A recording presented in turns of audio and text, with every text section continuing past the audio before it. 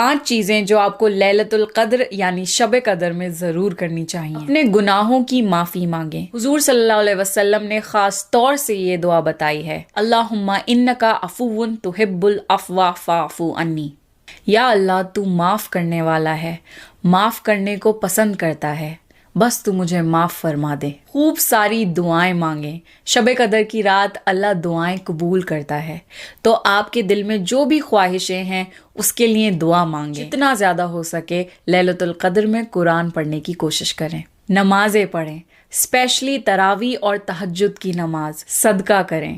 لیلۃ القدر کی رات 1000 مہینوں سے بہتر ہے، تو اگر آپ تھوڑا سا بھی صدقہ کریں گے تو آپ کو اس کا ثواب ایسے ملے گا جیسے آپ نے 1000 مہینے تک صدقہ کرا ہو۔ لیلۃ القدر کی رات کوئی معمولی رات نہیں ہے، تو اس وقت کی قیمت کو سمجھیں اور اللہ سے اپنی مغفرت کروا لیں۔